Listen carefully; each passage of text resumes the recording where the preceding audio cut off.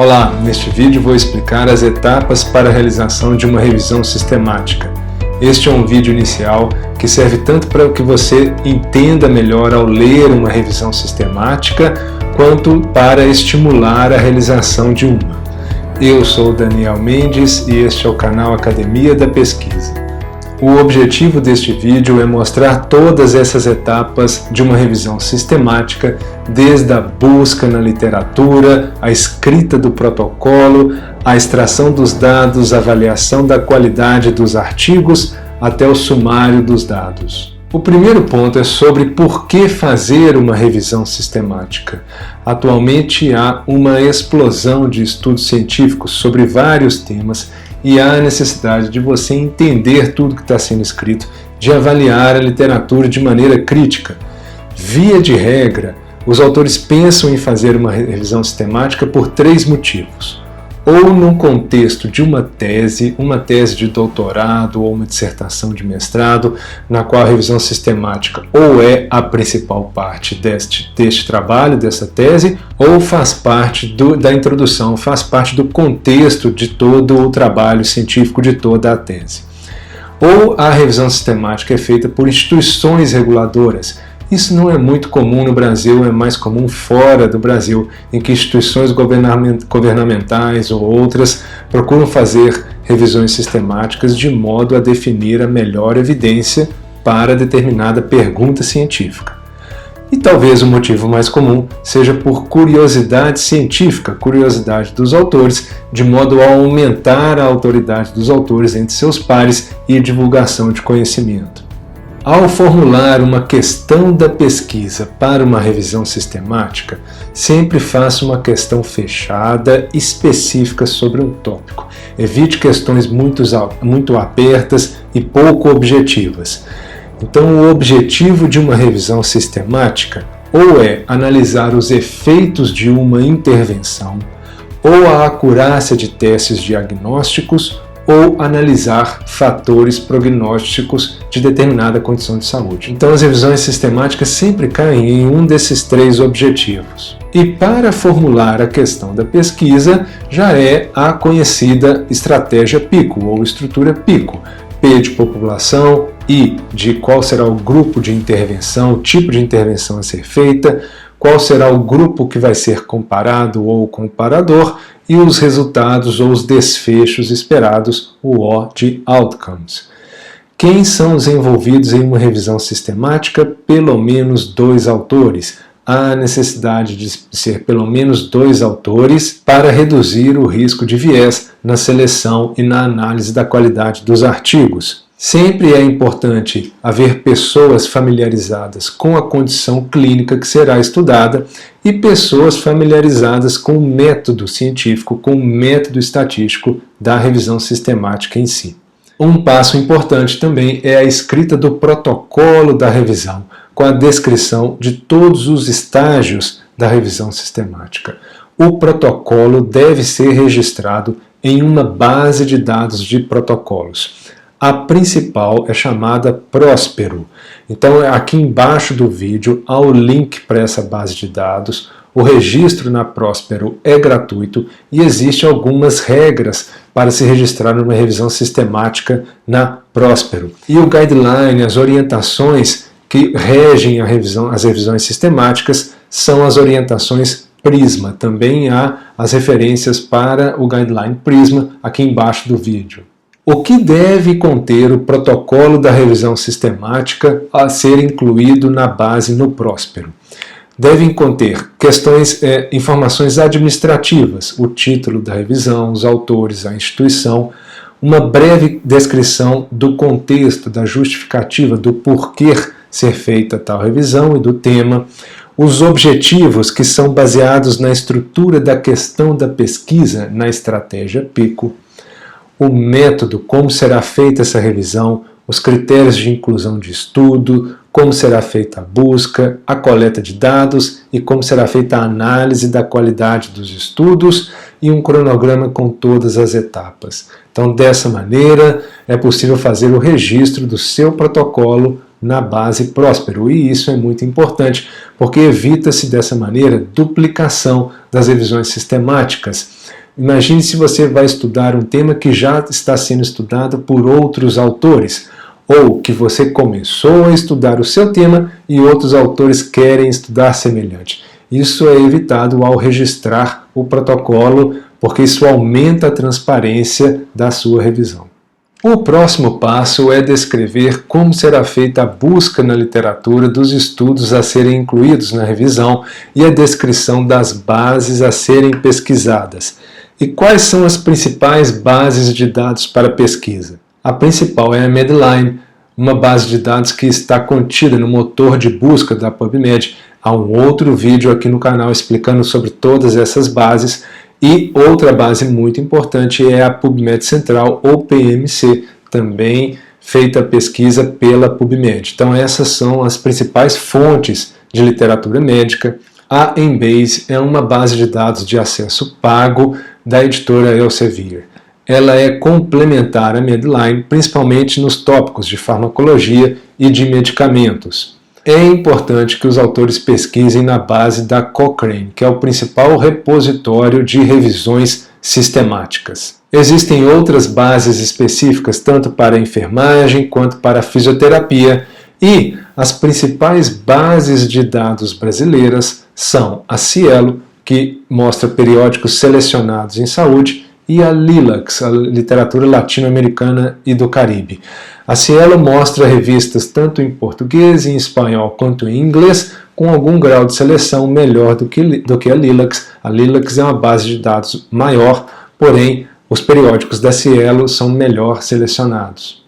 O próximo passo é fazer a extração dos dados, ou seja, definir quais dados serão extraídos dos artigos, e você deve organizar esses dados. Organizar numa planilha. Pode ser até anotando num papel, mas o ideal é usar uma planilha eletrônica, e existem até softwares próprios. Veja só este exemplo de uma tabela de extração de dados numa planilha Excel. Essa é uma tabela de sumário de dados de exemplo, em que você pode ver as colunas, cada uma com uma variável, o nome do autor, o ano da revisão, o desenho do estudo, o tipo de tratamento que foi feito, o número de pacientes e assim por diante. Veja só, várias variáveis, incluindo aqui as medidas de risco e os desfechos esperados. Então esta é uma tabela, só de exemplo, para mostrar como os dados podem ser extraídos de maneira manual para uma planilha eletrônica. Dessa forma, ao extrair os dados, eles podem ser organizados em 4 tipos ou 4 grupos. Aqueles relacionados ao tipo de estudo, autor, ano, desenho, aqueles dados relacionados à população a ser estudada, com suas características demográficas e clínicas, aquelas medidas de qualidade, indicadores de qualidade do estudo, e os resultados esperados, os desfechos que são procurados. Depois que você extraiu os dados dos estudos, o próximo passo é avaliar a qualidade metodológica desses estudos, é a chamada validade interna. Para isso são usadas escalas de avaliação. Vejam só as principais escalas. No caso de ensaios clínicos randomizados, a ferramenta utilizada para analisar a qualidade é da Cochrane. Para estudos não randomizados, a escala Robbins também da Cochrane. Para estudos caso controle ou coortes, ou seja, estudos observacionais, é a escala de Newcastle-Ottawa. E existem outras escalas, tanto para testes diagnósticos quanto para a análise de estudos prognósticos. Depois que os dados foram resumidos, o próximo passo é definir se eles podem ser sintetizados em uma meta-análise. Existem uma série de vantagens ao organizar os dados numa meta-análise. Você aumenta o poder estatístico porque aumenta o tamanho da amostra, unindo pacientes, unindo participantes de pesquisa de vários estudos. Há também um aumento na precisão diagnóstica e a resposta aos desfechos, às questões, passam a ser menos influenciadas por um estudo individual, por causa da agregação de dados de todos os estudos. Para que seja feita a análise estatística dos dados, são usados softwares estatísticos. Os dois mais comuns são aqueles gratuitos, o RevMan, também da Cochrane, e o software R. O R, software estatístico, é um software que necessita de codificação, de linguagem de programação. A maioria dos autores utiliza o RevMan. Existem outros softwares estatísticos pagos, nos quais também é possível fazer as análises e a meta-análise de uma revisão sistemática. E nessa fase de análise dos dados, há a necessidade de conhecer a estatística associada, o método associado da revisão sistemática. Então, se é um desfecho binário que você está procurando, por exemplo, ocorreu ou não ocorreu mortalidade, ou ocorreu ou não reestenoses, as medidas de risco utilizadas são a odds ratio, o risco relativo ou a diferença de riscos. É diferente se você está procurando um desfecho contínuo. Por exemplo, o tempo de internação é uma variável contínua, a medida de risco a ser buscada são as médias e o desvio padrão, e a medida de risco associada vai ser a diferença entre as médias. Veja esse exemplo de como os dados são apresentados no Forest Plot. A primeira parte é o tipo de estudo e o grupo a ser estudado aqui com o número de eventos e o total de eventos, assim como o grupo comparador também com o número de eventos e o total de participantes influencia no peso de cada trabalho. A medida de risco estudada é a odds ratio, com o seu intervalo de confiança, e o intervalo de confiança é mostrado por essa barra. Quanto maior esta barra, mais largo é o intervalo de confiança. O resultado composto é mostrado por este losango, e como a medida de risco estudada é a odds ratio, a linha de nulidade passa pelo 1, de modo que o intervalo de confiança de cada estudo, de cada medida de risco, se ultrapassar o 1, significa que não há diferença entre os grupos. Este é um Forest Plot de uma medida de uma variável contínua, de um desfecho contínuo. Também o início aqui com o tipo de estudo, o grupo de interesse de intervenção e o grupo comparador. Cada grupo, a variável estudada é a média, neste caso, por exemplo, tempo de internação, com sua média de desvio padrão, e a medida de risco associada é a diferença de médias. Este valor é exatamente a diferença entre uma média e outra. Da mesma maneira, o losango mostra o resultado composto, que neste caso aqui ele encosta na linha de nulidade. Como é uma diferença entre médias, a linha de nulidade passa pelo 0 e não pelo 1, diferente da odds ratio ou do risco relativo.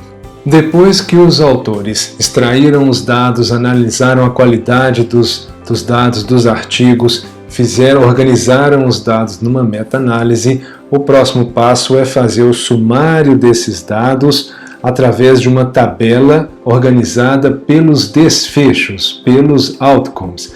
Então, os autores selecionam quais os desfechos entrarão nessa tabela, e a análise da evidência, a força da evidência, é feita pela metodologia GRADE.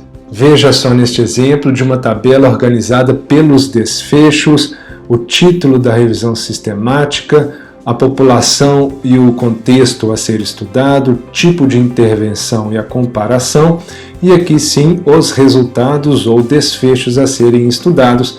Aqui está sendo mostrado somente 2 desfechos, com as medidas de risco associada e o grau de evidência classificado pelo sistema, pela metodologia GRADE.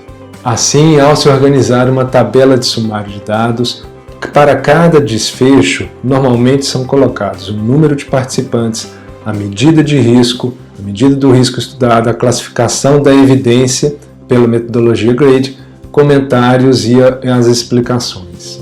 Assim, como você pode ter visto, existem várias etapas para a realização de uma revisão sistemática, e no final há a necessidade de divulgar esses achados, divulgar em congressos, em eventos científicos e em publicações específicas da sua especialidade. Este foi mais um vídeo do canal Academia da Pesquisa. Se você gostou, curta, compartilhe e deixe as dúvidas nos comentários que eu respondo.